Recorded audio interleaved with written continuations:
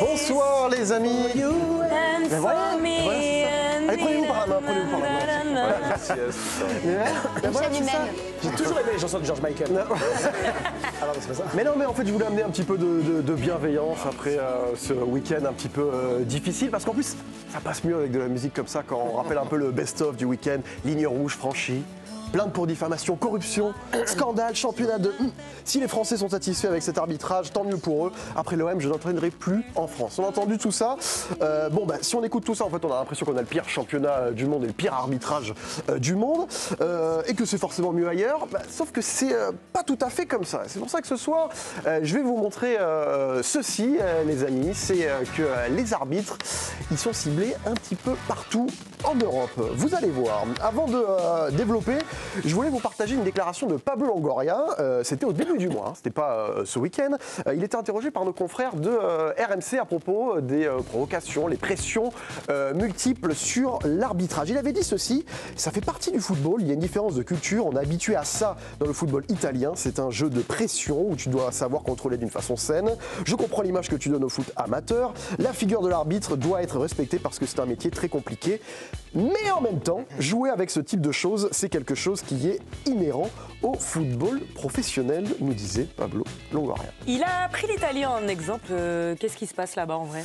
J'ai posé la question à Valentin Paoluzzi, qui est correspondant de l'équipe en Italie. Les pressions sur l'arbitre, c'est culturel donc. En Italie, ce qui est culturel, ce n'est pas forcément la pression sur les arbitres, mais la pression sur les dirigeants des arbitres. Ça a par exemple été la genèse du scandale Calciopoli été 2006, où les dirigeants des principaux clubs italiens, la Juve, mais aussi le Milan, la Lazio, l'Inter, on a su après coup, appeler les dirigeants des arbitres, notamment ceux qui désignaient les arbitres. C'était en tout cas une mauvaise habitude, si bien que la fédération, à partir de cette année-là, a interdit tout contact entre les dirigeants des clubs et les dirigeants des arbitres. Alors les dirigeants ne parlent plus au patron des arbitres en Italie, ça on a compris, mais les entraîneurs italiens, eux, ils continuent de mettre la pression sur les hommes en noir. Dernier exemple, Giampiero Gasperini, le coach de l'Atalanta. Il problema che dall'Italia si sta trasferendo anche in Europa pesantemente, perché non c'è più certezza di regolamento, è guidato da un gruppo di persone che ha stravolto completamente il regolamento, e questo ormai è diffusissimo in tutto il calcio, sta prendendo piede anche in Europa, da noi è assolutamente esploso, e non è più lo sport di prima. La tricherie omniprésente en Italie, carrément. Hein. L'expérimenté Claudio Ranieri à l'AS Rome, il va aussi, franchement, regardez, c'était après un match de Coupe d'Europe il y a quelques jours. On le connaît bien ici, Claudio Ranieri. Pour moi, c'est clair, l'arbitre attendait qu'il se passe quelque chose dans la surface. Pourquoi ? Pour faire gagner Porto. Voilà, directement, on y va tout de suite sur peut-être une tentative de corruption. Paulo Fonseca, avant d'être viré du Milan pour rejoindre Lyon, il s'en était pris aux arbitres aussi à propos d'une situation. Regardez, sur le premier but, il y avait une faute claire, il n'y a aucun doute, l'arbitre a décidé du résultat de ce match. Ce n'est pas la première fois. La façon dont a officié l'arbitre durant ce match est un manque de respect envers le Milan AC. Conspiration, remise en cause de l'éthique. Qu'est-ce qui s'est passé? Hop, 10 000 € d'amende pour Paulo Fonseca. En fait, il y a des polémiques avec l'arbitrage et surtout le VAR tous les week-ends en Italie. En Italie, depuis 2 saisons, il y a une grosse nouveauté, c'est le grand chef des arbitres qui, dans une émission de télé, explique les principales décisions arbitrales, même les mauvaises décisions, voilà. Donc on est dans une démarche pédagogique. Après, toutes ces polémiques, ça a quand même suscité une espèce de, on va dire, de crise de vocation, parce qu'il y a de moins en moins d'arbitres, de moins en moins de bons arbitres, même alors que l'Italie reste, du point de vue européen voire mondial, la référence en matière d'arbitrage. Tiens, Valentin en parlait et c'est intéressant. Il disait qu'il y a tellement de polémiques que depuis 2 ans, regardez, chaque semaine en Italie, il y a cette émission qui s'appelle Open VAR sur DAZN Italia. C'est bon ça. Le patron des arbitres vient s'expliquer avec des éléments vidéo, les communications du VAR par exemple, pour tenter de jouer la transparence. Ça dure un peu plus d'une demi-heure. Souvent, vous voyez, on revoit des phases de jeu. Il dit c'est pour ça qu'on a fait ci, c'est pour ça qu'on s'est peut-être trompé. Et on écoute aussi ce qui se dit entre les assistants et les arbitres. Vous avez vu en bas, c'est comme si on avait Anthony Gauthier, le patron des arbitres, ici toutes les semaines. Non, ça n'arrivera pas. Nous Je vous rassure, même s'il faut dire je vous rassure, ça n'arrivera pas. que la direction d'arbitrage, chaque semaine, elle publie un débrief sur le site de la Ligue. Alors, Pablo Longoria, il s'inspire de son passé en Italie. Il aime rappeler son expérience en Espagne. Est-ce que ça se passe mieux là-bas que chez nous? Bah, pas du tout, on en a parlé déjà ici, l'arbitrage est dans l'œil du cyclone en Espagne. Pablo Longoria disait il y a un mois, je n'ai pas fait 5% de ce qu'a fait le Real Madrid sur l'arbitrage. Ils avaient dit quoi après un match face à Osasuna et un tacle assassin non sanctionné sur Kylian Mbappé? Ils avaient envoyé cette lettre à la fédération espagnole. Souvenez-vous, ils avaient dit ceci, les faits survenus lors de cette rencontre ont dépassé toute marge d'erreur humaine ou d'interprétation arbitrale. Cela représente l'apogée d'un système arbitral complètement discrédité dans lequel les décisions en défaveur du Real ont atteint un niveau de manipulation et d'altération de la compétition qui ne peut être ignoré. Le système a prouvé qu'il était corrompu de l'intérieur. Corruption, tiens, c'est le même mot. Ça veut dire la même chose en français et en espagnol, je vous le dis au cas où, si vous êtes un petit peu hispanophone. Ça a provoqué une réunion de crise il y a quelques jours. On en avait parlé entre les clubs d'arbitrage et la Fédé espagnole. Seul le Real était absent alors qu'ils avaient envoyé une lettre. Le club merengue demande à avoir accès aux enregistrements du VAR. Et le coup de pression, en fait, il est en train de fonctionner si on écoute le président de la Fédé. ¿Por qué no dárselos? Yo no tengo ningún problema en que se le den los audios o que se le dé todo lo que ha sucedido en el partido. Creo que la Federación no debe poner trabas en este sentido, ¿no? Porque nunca se ha hecho así, pues ahora a lo mejor se hace de otra manera. No tenemos ningún problema. Voilà, faire différemment parce que les problèmes d'arbitrage, les désignations, il y a eu également l'affaire Negreira, souvenez-vous, où le Barça a été accusé, c'est souvent quand même aussi en Liga, nous explique notre correspondant Antoine Simona. Il y a des polémiques arbitrales sur au moins 3-4 matchs par week-end ici en Espagne. L'arbitre est dénigré, décrié, on décortique chacun de ses faits et gestes, on le critique, il n'est pas protégé non plus beaucoup, je trouve, par la fédération. Sur les réseaux sociaux, c'est assez terrible en termes de messages d'insultes, voire de messages de mort. L'arbitre de Osasuna Real, où il y a eu beaucoup de polémiques, a quand même eu des messages assez flippants. Donc là, il parle d'une tension assez flippante en Espagne. Est-ce que c'est mieux en Angleterre ? Vous savez que l'OM s'est plaint cette semaine du fait qu'un opérateur VAR sur le match d'Auxerre était supporter du Paris Saint-Germain. Eh bien, chez nos amis anglais, ce genre de choses ne risque plus d'arriver. En fait, il y a eu des polémiques l'an passé. Et le patron des arbitres a réagi cet été. Souvenez-vous de Howard Webb, grand arbitre, bien sûr. Et il avait dit ceci en août: les arbitres vont devoir désormais remplir des questionnaires où il leur est demandé de déclarer tout intérêt pour un club avant la saison et pendant la saison si cela évolue. Ces informations seront publiques pour que vous puissiez voir de quoi il s'agit exactement.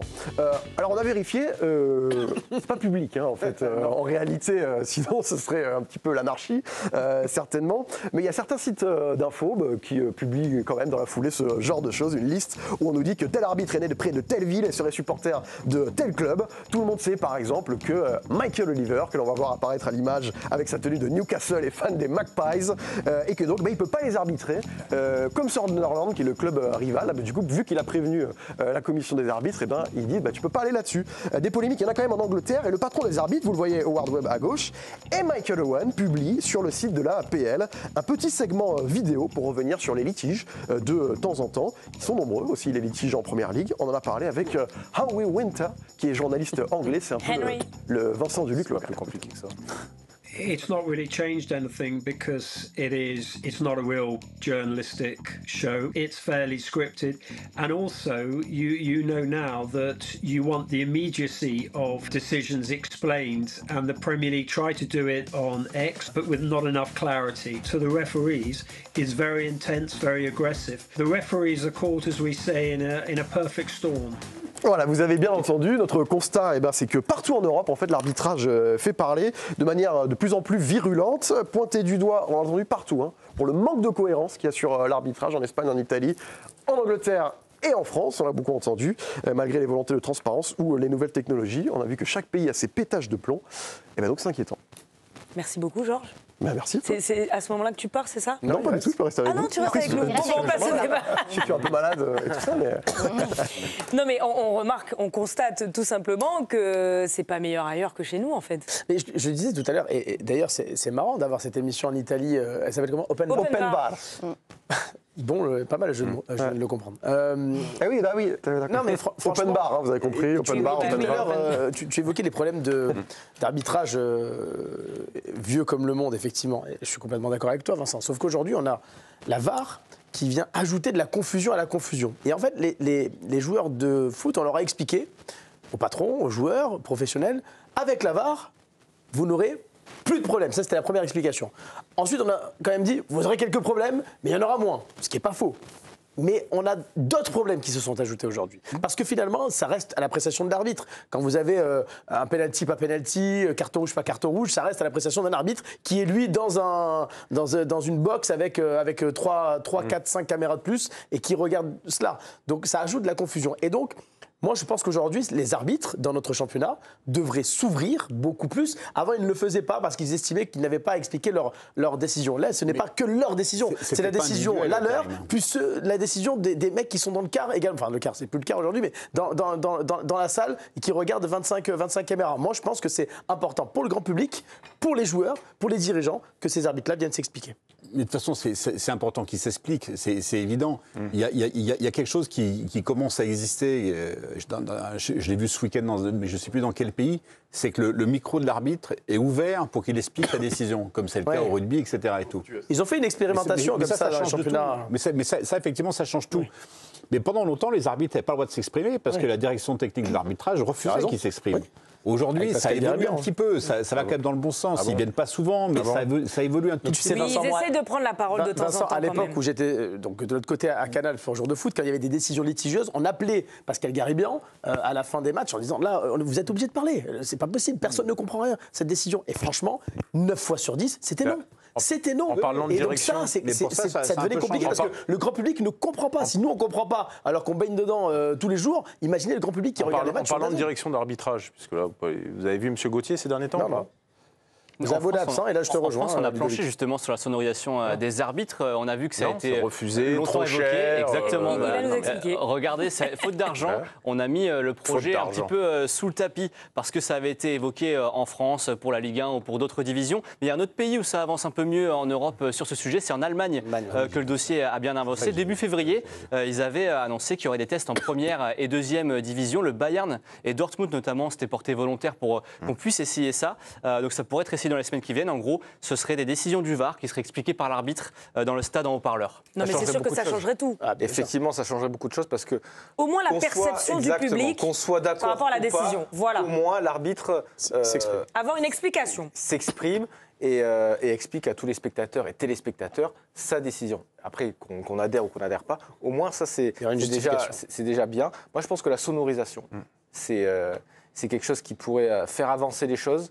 Parce qu'on a été joueur, par moment, il y a des paroles qui ne devraient pas être là, que ce soit de la part des joueurs, que ce soit de la part aussi des arbitres. Et je pense qu'avec la sonorisation, ça calmerait aussi beaucoup de monde, beaucoup de tensions aussi. On l'a vu sur Prime, par exemple, quand les arbitres étaient équipés de micros, forcément, le comportement des joueurs était différent. Exactement. L'arbitre aussi savait qu'il était écouté. Donc oui, ça change forcément les attitudes. Après, il y a le problème aussi, Karim t'en parlait, de la VAR. Et je trouve qu'en fait, la VAR, ça a amené plus de problèmes que ça en a réglé. Pourquoi? Parce qu'en fait, à l'époque, quand nous, on jouait avec Ludo, pas Karim. Non, on n'a pas joué ensemble. J'ai très peu joué en France. Il n'y avait pas de VAR et en fait, dès qu'il y avait une erreur, on passait vite à autre chose. C'est-à-dire que là, aujourd'hui, dès qu'il y a la VAR et qu'en plus, il y a peut-être une erreur, ça dure 5, on en parle des 15, jours et des 20 jours minutes. et des jours. Et même quand les joueurs jouent, t'as sur le banc les joueurs, l'entraîneur, le président qui regardent et qu'est-ce qu'on va aller voir à la mi-temps et ça continue et ça continue et en fait alors qu'avant c'était stoppé direct. Donc en fait ça amène beaucoup plus de confusion et il y a aussi la règle malheureusement des réseaux sociaux. C'est-à-dire qu'à l'époque, il n'y avait pas tout ça. Donc aujourd'hui, les arbitres ils sont invectivés sur les réseaux parce qu'on peut les contacter, que ce soit sur X, que ce soit sur plein de réseaux sociaux. Effectivement, ça aussi, c'est un vrai problème. Il va falloir mettre des choses en place. Est-ce qu'il va y avoir des lois? Je ne sais pas, mais en tout cas, tout ça fait que ça amène beaucoup de confusion et beaucoup d'agressivité, je trouve. L'herbe n'est pas forcément plus verte ailleurs, on le voit. C'est beau ce que tu dis. Mais il y a des tentatives de réforme partout, sauf chez nous. tout le monde essaye de faire quelque chose. En Espagne, on prône la transparence puisque le président de la Fédé est intervenu en disant on va essayer d'ouvrir les communications pour que tout le monde ait accès, voir ce qui se dit. Il y a l'émission en Angleterre avec Howard Webb qui vient et qui parle. Mais il y a des tentatives de transparence, l'erreur est humaine. À un moment donné, on ne va pas rester arc-bouté parce qu'on le sait, arbitrer, c'est hyper compliqué. Je vous mets tous au défi d'arbitrer un match entre copains. Vous allez voir comment c'est difficile à un moment donné de pouvoir, ne serait-ce qu'un sur un petit match comme ça entre amis. Mais aidons nos arbitres, aidons-les. Ils ne demandent que ça. On parlait tout à l'heure, moi j'étais avec un opérateur pendant 2 ans. J'ai eu la chance de côtoyer des arbitres qui m'ont donner certaines informations en off, ça ne peut pas tourner rond. Quand vous avez 3 arbitres sur le terrain et que les 3 qui sont dans la VAR sont soit en concurrence, soit ont peur, soit en truc, ou dans le classement, l'opacité de ce classement, comment vous savez qui est premier, deuxième, machin. Je vous mets au défi d'aller essayer de trouver des notes et de savoir pourquoi un tel est premier et un tel est dernier. Je vous mets au défi de le faire. Attendez, donc nous, on demande simplement que notre football, l'arbitre fait partie du jeu.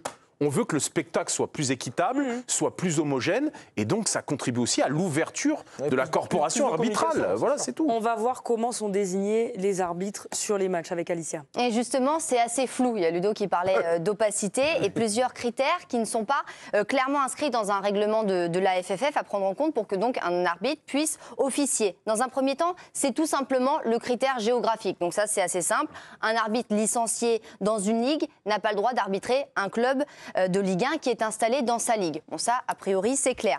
Autre critère, l'importance de la rencontre. Sur les classiques, les plus grands matchs du championnat, les meilleurs arbitres sont désignés pour ces rencontres. C'est souvent les mêmes noms qui reviennent, par exemple un Clément Turpin. Il y a aussi le contexte. Et là, justement, on pourra peut-être parler de l'affaire Jérémy Stinat. Un arbitre qui a déjà eu des problèmes avec des joueurs ou un entraîneur il y a quelques semaines ne va pas rentraîner cette équipe au moins pendant plusieurs semaines après, j'ai dit le joueur... L'arbitre, ouais, exactement, arbitrer donc cette rencontre ou ce club, ces joueurs, pendant plusieurs semaines. Et puis enfin, la direction de l'arbitrage prend aussi en compte les besoins personnels des arbitres, la fréquence de désignation des arbitres en fonction d'un club ou encore le passé de l'arbitre avec ce club. Donc par exemple, ne pas arbitrer toujours les mêmes affiches toutes les saisons. Il faut que ça change d'une saison à l'autre. Et c'est à 5 jours des rencontres que l'officialisation tombe pour les officiels de Ligue 1 et de Ligue 2. Ça demande énormément de travail de préparation de la part des administratifs. Et d'ailleurs, donc, on parlait de ce deuxième critère, à savoir le contexte, avec Jérémy Stinat, qui avait été 4e arbitre lors du match entre Marseille et Lille en Coupe de France. Et donc, il avait accusé Mehdi Benassia d'avoir eu une attitude menaçante à son égard. Sauf que pour la FFF, ça ne pose aucun problème, puisque Jérémy Stinat n'avait eu aucun problème avec les acteurs du jeu lors de ce Marseille-Lille. Donc, il était habilité... Oui, les acteurs du jeu, absolument, à officier cette rencontre au CROM. Alors, mais bien sûr, Alicia se base sur les écrits. Sauf que dès le lendemain, ou je crois 3-4 jours après, Adrien Rabiot, joueur de l'Olympique de Marseille, s'exprime en conférence de presse en se rangeant derrière le directeur sportif de Marseille, Mehdi Benassia, en expliquant « on ne comprend pas, c'est un scandale ». Oui, mais il n'a pas eu un problème directement sur le terrain avec l'arbitre. Vous avez un joueur de l'équipe qui vise le 4e arbitre en expliquant que le 4e arbitre a fait une sorte d'excès de zèle. Donc il y a un problème, quoi qu'il arrive. Après, de toute façon, ça faisait que 3 semaines et c'est vrai que le génie de la Fédération française de football d'avoir nommé Jérémy Stinat pour ce match-là est incroyable. Non mais le problème, c'est quand même aussi, c'est que l'OM ne parle que de l'arbitrage depuis un mois et que l'OM ne facilite sûrement pas l'atmosphère autour des arbitres en ce moment. L'autre problème, c'est que j'attends qu'un club qui est favorisé par une décision d'arbitre le dise à la fin d'un match. Là, mais je pense que ça fait 40 ans que j'attends. C'est-à-dire que si on se plaint, on doit pouvoir nous aussi dire qu'on est favorisé. Et ça, personne ne le dit jamais. Parce qu'en fait, se plaindre de l'arbitrage, c'est pas parce que vous regrettez les erreurs, c'est parce que vous préparez le match suivant. En fait, c'est une pression qui est liée à la recherche, qui rentre dans le cadre de la recherche de la performance, des gains marginaux, des gains importants. Vous mettez la pression pour être mieux arbitré le match d'avant. C'est pour ça qu'en fait, c'est pas crédible de se plaindre de l'arbitrage, parce que les gens se plaignent de l'arbitrage pour en bénéficier le coup d'après. Or, on n'est pas censé en bénéficier. On est juste censé laisser les mecs bosser tranquille. Moi, je pense pas, Vincent. Quand monsieur Le Texier expulse Amin Harit pour des raisons qu'il explique en disant j'ai vu une trace sur le torse de Marquinhos et que 3 matchs après il arrache la joue Singo de Donnarumma et qui ne prend pas la même donc mais ça on lui reproche bien sûr. On peut pas dire que les clubs cherchent au moins une homogénéité et un équilibre dans les décisions qui sont prises par la même personne. Longoria, il s'en fiche de l'homogénéité. Ce qui l'intéresse, c'est que le week-end d'après, il soit continuons dans un meilleur sens. Continuons comme ça. C'est pour ça que de toute façon, j'interdirais aux dirigeants de parler de l'arbitrage avant, pendant et après.